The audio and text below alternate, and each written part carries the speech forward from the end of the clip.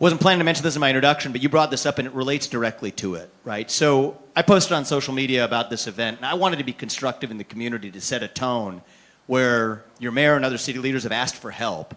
I'm not in office right now, and so I want to think about as a businessman or as somebody who's lived the American dream, how can I help? I appreciate that. I tried. Thank you. And we didn't get to Ohio. So But I thinking about, this country's blessed us with so much. We've lived the American dream. I thought, okay, how can we use our resources to do what's right and help the community here? So this is a story about this trip. Just tells you about the power of bureaucracy in America. So we say, okay, maybe it's the hospital that's strained. So I call around city leaders. They say, no, it's not really the hospital. It's primary care that's actually been strained the most. And there's some nonprofits working on primary care here. And so we offered a $100,000 gift to support those charitable efforts. And guess what got in the way? They turned down the gift. Bureaucracy along the way. And I think that it has something to do with I can only speculate, it has something to do with my political perspective or otherwise. But I think that the reality is we need to put that to one side and say, if we have ways to solve problems, whether it's in the VA, whether it's in the private sector, whether it's in philanthropy, just get the bureaucracy out of the way so that at least in government, the people who we elect to run the government once again run the government.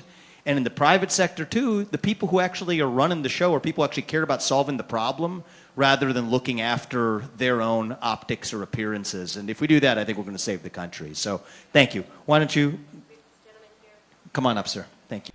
All right, guys. So we got to talk about this clip from Springfield, Ohio, because Vivek Ramaswamy decided to step up and to go out there and to actually talk to the residents about the issues that are happening in that city, okay? And the main conversation that should be had is the conversation that the mainstream liberal media is not having, but Vivek Ramaswamy is willing to have, which is about immigration, right? And what we need to do about the problem of illegal immigration and how this is disrupting communities across the country. For President Trump in 2016, 2020, and I will again on November 5th.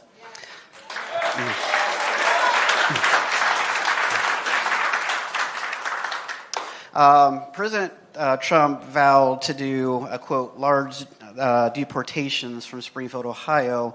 But like you said earlier, most, if not nearly all of the immigrants here are here legally. So the notion of deporting all of them and then everything will be okay is not based in reality. So my question to you is this. What realistic plans can you, President Trump, and Congress produce for Springfield and cities like Springfield to be able to adapt and thrive for all of us, both citizens and immigrants? I appreciate your thoughtful question. I don't agree with 100% of it, but I appreciate you identifying who you're voting for, but still are able to ask tough questions. I like that. So I'll say something here. First of all is the most important part of your question is we can fall into a trap, and I don't want to see us fall into this, is there are real problems that we need to address in this country that actually have nothing to do with immigration as well.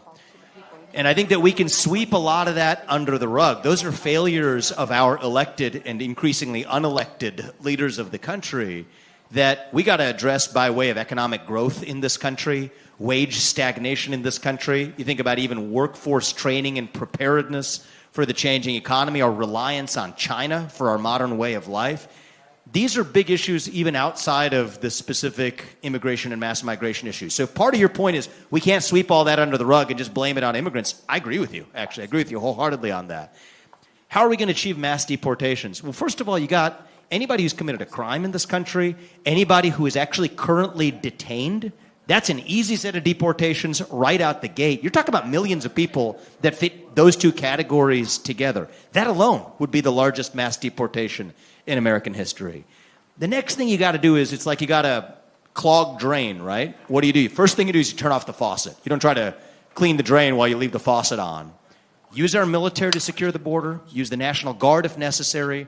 Aquatic barriers in the Rio Grande. And yes, complete the construction of the wall, which is not a racist or xenophobic action.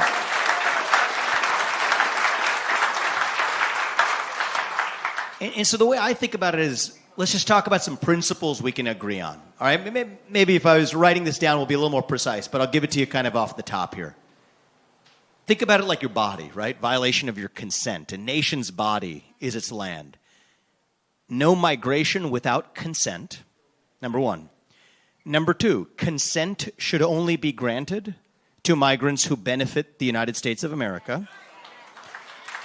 And number three is, those who enter without consent shall be removed. Boom. Facts. Facts.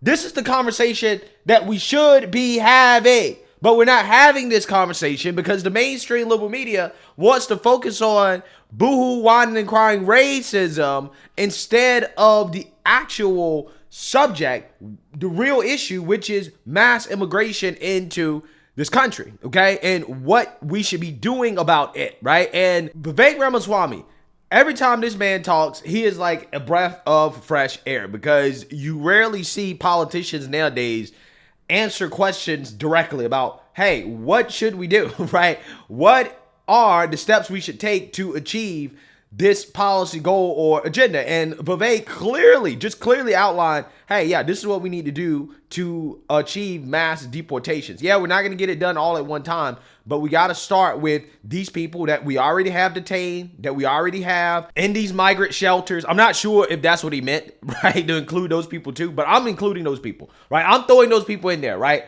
All of the illegals here that we kind of already have in our possession, so to speak, yeah, they're out, right? They're gone, okay? That's the first wave of mass deportations, okay? And then we got to catch the other ones, okay? But, you know, we also have to seal the border.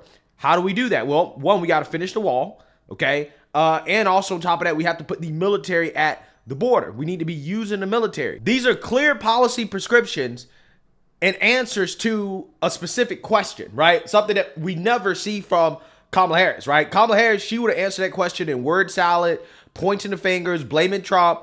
Vivek, I don't think anywhere in that answer he actually focused on blaming Democrats for an extended period of time, right? Which again is something that you rarely see, okay? He answered the question directly, okay? Again, it's amazing, right? It really is that I'm applauding a politician, a guy who's not really even a politician. The guy's never been in office, right? I mean, he only ran for president, but I'm applauding him because it seems as if he's more willing to give answers than a lot of our current elected officials. And he's doing things that the elected officials should be doing, like getting on the ground and talking to the people, right? And giving actual solutions to the problems and understanding what is happening.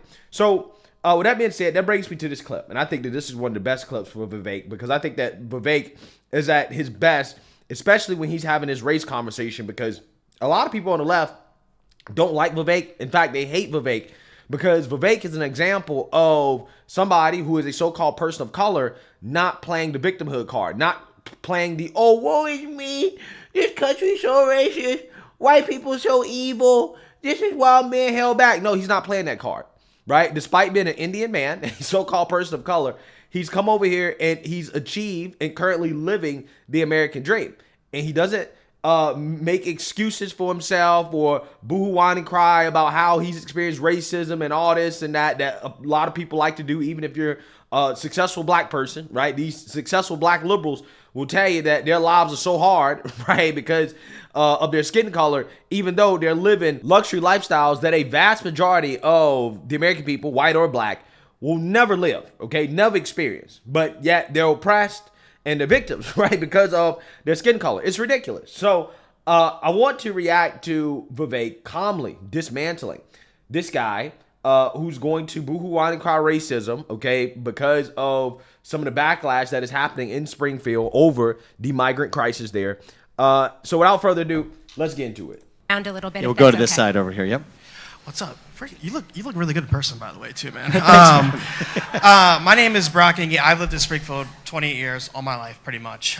Since this story leaked, and this is something that everyone needs to hear, the hateful language in this community has spiked. It's really, really bad. I'm half black, I'm half Hungarian, I'm half black, half white, whatever you want to say.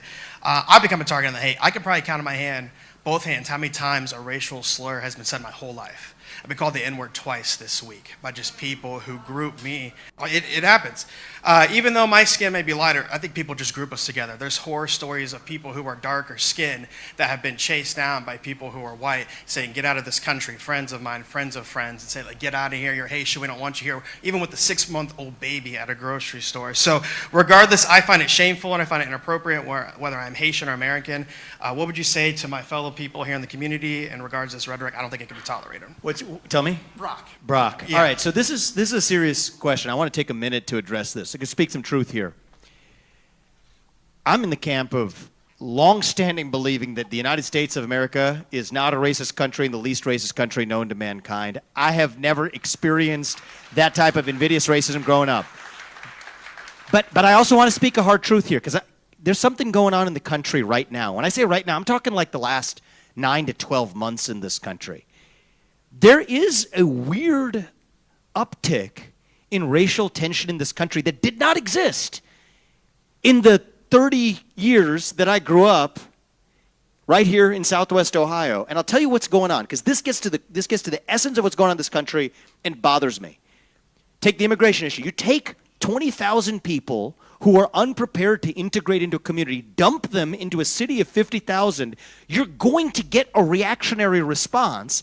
Then you demonize the people who have the reactionary response, who say, oh, you're blaming me. They're going to have ill will, in this case, towards the Haitian community. On the racial point, let me mention this too, because I see this happening. There's no better way to create racism in America, anywhere, than to take something else away from someone's family because of their skin color. So whether it's a seat in college or whether it's a job or now even forms of federal aid under the likes of Gavin Newsom or Kamala Harris, say that you only get certain forms of aid. If you're a racial minority, if you're black or Hispanic, that actually creates more racial animus in response. And so this is what I think many people on the right sometimes miss, which is that are these anti-racist programs, are they racist against whites or Asians? They are, but actually it's not just that it's racist against whites and racist against Asians. It is literally fueling a new wave of anti-black racism in the country that otherwise would not have existed if it weren't for those woke anti-racist policies in the first place. It is divide and conquer. It's the media. The media's throwing kerosene on this. And so here's what was happening. It's like the final embers of racism were burning out in America. And then they're throwing kerosene on it all over again. It is a divide and conquer strategy. They want to divide us on ourselves. And you know who it's up to make sure they can't get away with that? It's up to us. It's up to we the people to say hell no to that vision. You will sell us this myth that we're divided. You're going to try to pit us against each other. But you know what? We the people who are citizens of the United States of America are the people who we actually elect a government to represent. And all of us are American regardless of our race or creed, and that's what made this country great the first time around, and that's how we're going to make this country great again. Thank you, man. I appreciate it. Yeah, I feel like that was a great answer, right? And the reason why is because he could have easily went the route of, well, you know, this is not acceptable, and you shouldn't do this, and those people are racist. I mean, that's how a Democrat would have handled it, okay? They would have, smeared the people. They would have just assumed that what this guy was saying was true, which I don't know if it's true. I mean, it could be possible, right? But at the end of the day, the issue here is that you have policies that are being promoted by the Democrat Party that are designed to sow hate and division among the people, right? And then Democrats want to turn around and point the finger at the people and say that, hey, well, you're a racist if you disagree, right? That is essentially what is happening, and that is what Vivek is pointing out, okay? When you import 20,000 Haitians, right, foreigners, and it doesn't matter if they're black or whatever, right? It doesn't matter what their skin color are, because this would be the same story. It doesn't matter who they are. In fact, this same story has played out in liberal cities like Chicago, New York, right? Notice how the mainstream liberal media, they're not really covering those stories, right? But they want to pretend as if they'd be talking about Springfield if it wasn't for the comments that Trump made at the debate. I mean, they wouldn't be talking about Springfield at all. But my point is that the real issue here is the fact that all of these people were imported into a small town in such a short period of time. That clearly is going to cause problems. And if you speak out about the problems, then you're racist, right? You're a bigot. And they're doing that by design, right? They're doing that as a way to silence people who disagree with the policy, right? This is what they're doing. They want you to just accept it and to shut your mouth. And if you don't, then they're going to try to ruin your life. They're going to try to say, well, you're racist because you don't want all these people invading your town. And they do this on a whole bunch of different issues and stuff like that. Like, for example, DI, right? They say that you're racist if you are not okay with white people being discriminated against, right? You're racist. Again, it's just funny how that works. But again, I think Vivek gets to the heart of what's happening and the fact that this is done on purpose as a tactic to promote more hate and division, because the Democrat Party thrives off of hate and division. I mean, the Democrat Party was born out of hate and division, right? And lo and behold, fast forward to today, they're still doing that, right? The Democrats have nothing but hate and division, and people have to realize what this is and what they're doing when Democrats try to silence people complaining and expressing that there are problems with mass migration in this country. The solution is to ignore the accusations of racism and to speak your mind and to continue to exercise your free speech and to do something about the problem, right? To demand that your elected officials do something about the issue, right? That's the solution. The solution is not to cower in fear and say, oh, well, we're afraid of being called racist. No. Speak the truth, right? Regardless of what Democrats say, because if you disagree with them, it doesn't matter what you disagree with them on, they're going to call you racist, right? They're going to say you're a bigot, okay? And again, I'm not saying that what this dude is saying is not true, but at the same time, people have to understand that a lot of the so-called hate and division that's happening in this country, situations like that, are caused by the Democrats and their policies, and they're doing it on purpose, okay? And that is what is happening. So let me know what you guys think. Make sure you like, comment, and subscribe. Most importantly, share a Black conservative perspective. Peace.